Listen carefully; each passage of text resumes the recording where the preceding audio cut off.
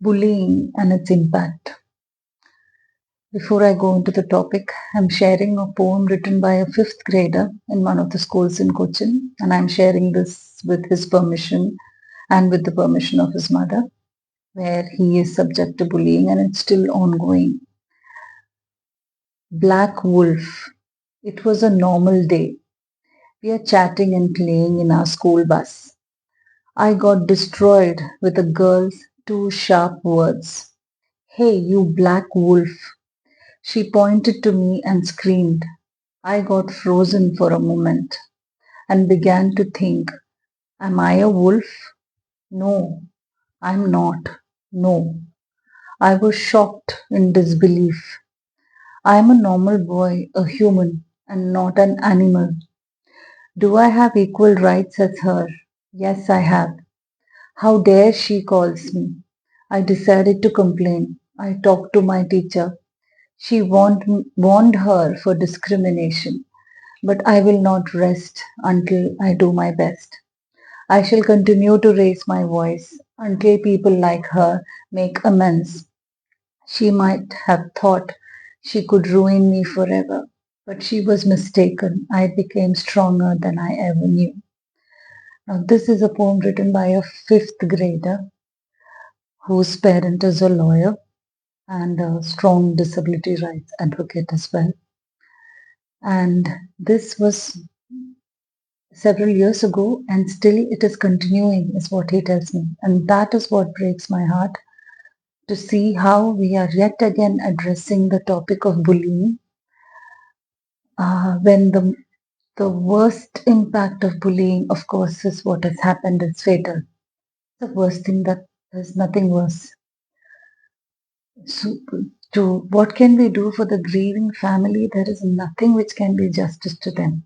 Nothing. If you read the parents, the mother's letter, and it hurts because this is a child of my younger son's age in the school that they were studying, and I was closely associated with, which I strongly believed upheld inclusion and mental health values. But to see what's going around is shocking, to say the least. Especially shocking to see the responses from the school, which is shocking, even more shocking. Uh, Coming back to this poem, the objective here is not to get into a blame shame narrative. Now, this is not about the case that is ongoing, which I'm presuming it's sub judice and I leaving it to the legal system. But from a mental health perspective, we need to understand what we are talking about. One, we are talking about children. Two, we are talking about bullying and how schools are equipped to handle it, or are they even equipped to handle it? Does bullying happen only in schools, or does it happen even at homes? Does it happen in neighborhoods? Does it happen everywhere, even as adults in workplaces, in marriages, and everywhere? So, what is bullying? Bullying as a term is it differentiates from random teasing or friendly pulling each other's legs. Bullying is intentional. The first thing is bullying is intentional. So the person who is using a harsh word or whatever they are doing, they want to cause the harm. That is the demarcating aspect of bullying, that it is intentional. Two, it is repetitive. It is not a one time, I am so angry with you, I want to hurt you, and I say this. It might be intentional, but it's not a one off or a random once in a while act. No, it is repetitive and it is ongoing. That's the second feature of bullying. And the third is there is a power struggle, there is a power equation. So it can be parent child, it can be teacher student, it can be senior junior, it can be within peer group itself when there is a so-called gang leader and the other student who feels powerless. It can be anywhere where there is a perceived power structure. So these three components are what puts bullying aside, which makes it very, very difficult for the person to report. And when somebody has reported, to To say that there is no evidence or bring the evidence is as good as asking when somebody is sexually abused and the woman speaks up and you say, where is your evidence? That's the last thing that we should be even talking about, especially worse still when it comes to children. Now, coming back to this child, when this child says it's ongoing, how come it's ongoing? You can see the emotions in what this child has written. Remember, all of fifth grade, there is first shock, there is disbelief that I'm being called this name. In this case, it's verbal. But though it is a verbal, it affects the psyche of the child. The child starts thinking, am I that? The child is almost questioning himself, am I really the black wolf? It affects. And what happens if it is repetitive? As the child says, if it's repetitive, you have to keep fighting your own thoughts, thinking, no, that's not what I am, that's not what I am. But what happens if it's ongoing? And in this case, it has been reported. What did the teacher do? The teacher did call the other students and said no. Now this is where it gets tricky, because if we hold the survivors of bullying or the ones who are bullied close, of course we need to hold them close. But what we need to understand is that the person who is bullying or the bully needs to be held closer, because they are the ones who are completely not aware of what they are thinking and what they are feeling when they are engaging in this act of bullying. Those people need more help. We need to hold them close, but most often in many schools or at homes or in neighborhoods or any place where we come across bullying, it's always apologize and reprimand, punish, scold. Or when we say we are zero tolerant to bullying, what do we mean by zero tolerance? That when we see there is bullying happen, we suspend the child, we dismiss the child. Then what are we calling ourselves education institutions for? Or if I am a mother of a person who is bullied, or if I am a mother of a person who is a bully, who is going to teach the child? You throw the child out of the school and then what? So here let's be very clear, we are talking about children. And this can start from preschool onwards. And there are different types of bullying. It can be verbal, name calling, putting the person down. It can be physical attacks, physical assaults where you're actually physically harmed. It can be cyberbullying, because all of this name calling and everything can happen in the cyberspace, social media spaces. It can be social or relational bullying where the child is being isolated, where the child is not deliberately made part of groups or gangs, or spreading rumors about the child or making false rumors. All of this constitute different types of bullying, and this can happen now in the cyberspace also, in social media as well, where we have seen how children can type with each other. Now, this can happen in to anybody, including my home. No, my children are not, shielded from bullying or even to become bullies. Because now, when I come back to the poem of this little child who has been repeatedly telling the teachers and the school that this is ongoing. And the teacher also, I'm not blaming the teacher here, the teacher also must be repeatedly telling that girl to stop.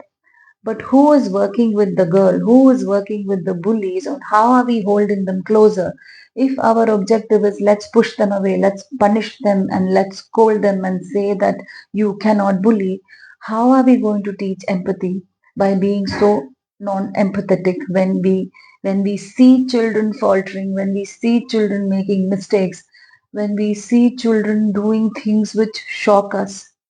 How come we are not working towards how do we help them? How come we're not seeing these children as needing help and not getting defensive, saying we don't have evidence or there is no bullying in the school?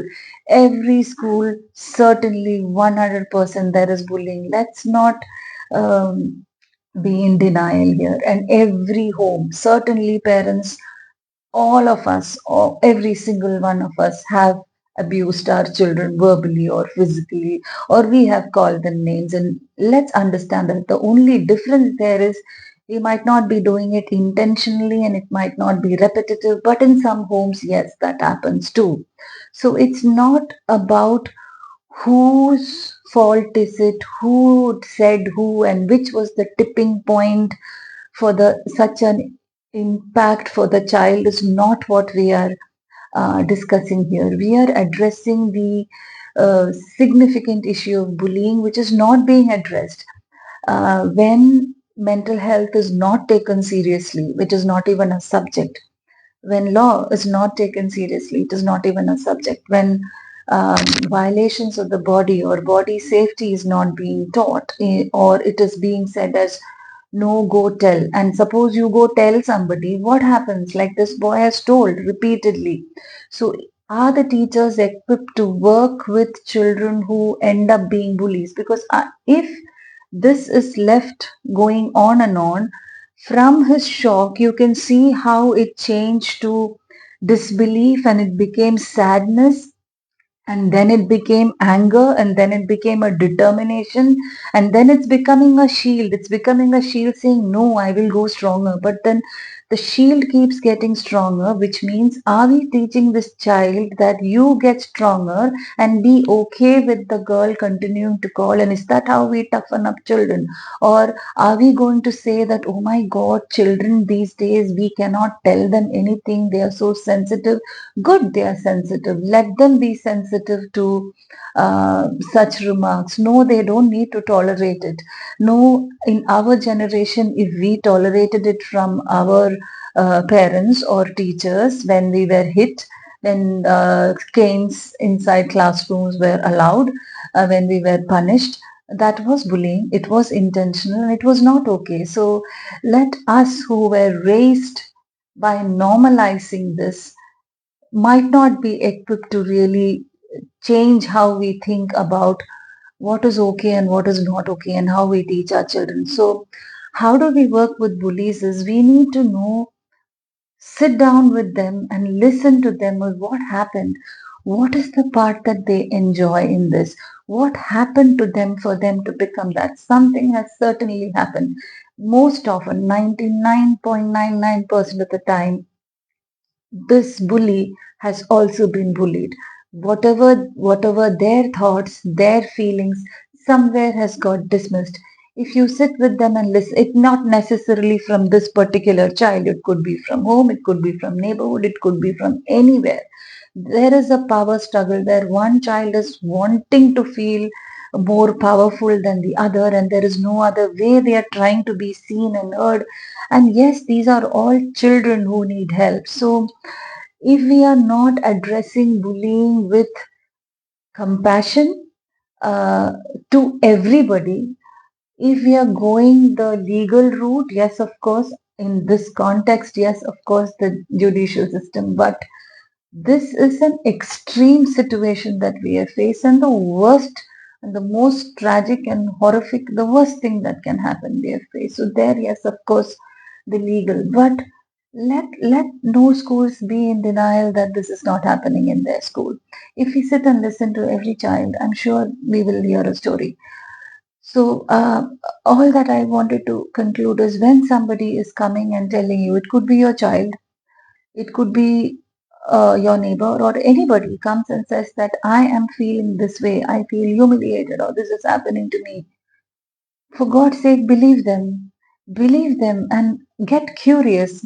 Of course, you might not have all the knowledge and all the evidence, and but our idea is not to prove whether the person is lying or not lying. Now, even if a child comes and says this happened to me, my investigation is not to prove yes or no, true or false. No, my idea is that how come a child is wanting to come to me and say that if even the child is faking, what happened, how come they are seeking that? That is the curiosity. I think as educators and as professionals we need to address this topic instead of getting defensive and deflecting and saying that but we did this for the child, so but we did that, but we did the we that is, it is so shocking to see how the responses have come for such a horrific, tragic incident. One among them is something I'm not able to get over, and I was not wanting to speak up till now until I realized that many people were asking, why am I not speaking up? And I thought, true, if I am asking the children to speak up, why am I keeping shut? But the point is, it is about bullying, and we need to hold all our children closer. I read the mother's letter again, and it had clearly written that while she's reporting to the school, she's saying that she just doesn't want it to happen again, and she just wants the children to learn the impact that it has on other children. She's clear that her child is gone. It's going to take her a lifetime. That was not her plea. So when that is what is coming from a parent in such a horrific situation, if she could say that much, and then if we say that we needed evidence, and that was very, very, very unfortunate, and that is also, I think, bullying. It is again a power equation that is happening here, and it is not acceptable. I hope with this little boy and parent, I will be speaking to them, and we will need to see what is happening. But I hope every parent, every school, every teacher knows that the idea is not to punish, reprimand, suspend, and dismiss. That's not how we educate. If we want to teach empathy, let us be empathetic. Let us get curious and understand what is happening. And if you want to teach respect, be respectful to the children, even when they are disrespectful. Understand what is happening. Where did they learn the disrespect from? If they did not learn empathy, the empathy is the highest skill when it comes to emotional intelligence. Empathy is being able to honor and respect another person's thoughts and emotions. But that's at the peak. The bottom is being able to recognize our thoughts and emotions. If you ask the bullies, most often they are not able to say what they were thinking and what they were feeling when they did something. The second is to honor and accept that yes, this is something I strongly think and I strongly feel, honor and respect that. And then going to how do you think this feeling and thought, when translated to action, will make the other person think and feel is the next. So the children need to pass through these two layers. So by saying don't discriminate, don't bully, be kind, be empathetic, that's not how we teach kindness and empathetic. We need to show them kindness, we need to show them empathy, hold them closer when they falter, and understand what is happening, what was going on. But for this, it takes time. It is a slow process. But when in a school, when there are so many activities going on and they are primarily academic institutions, it is not easy. I have worked in a school, so I know it's not easy when there is one counselor or two counselors maximum, or three, let me see. Even then, in a school of 1,000 children, every child comes with a different need. It is not easy when the teachers are not trained. So if the government, instead of more than looking at just whether there is NOC or not, I hope this can be a wake up call, and make it mandatory that mental health is not dismissed in any school. Mental health becomes a mandatory subject and not a random life skills or moral science period which is taken by other teachers for portions, and not something like this is just a free period. Let us teach children about nervous system. Let us teach children about their physiology, their body, how thoughts are formed, where emotions come from, what is the trigger, how is thinking shaped. Let that be a syllabus. Maybe even if it doesn't come from a specific board, I hope the government of Kerala can take the lead and make it mandatory for every single school. And no, this is not a phenomenon only in high profile schools, it is across. We see so many children in our professional setup who are both bullies and who are being bullied, but we need to hold all children close and the bullies even closer. I really hope this is sorted in a dignified manner where we are not losing another child by now targeting a specific school or a specific set of children and all of us also becoming bullies. I hope that's not what we are going to do. Thank you.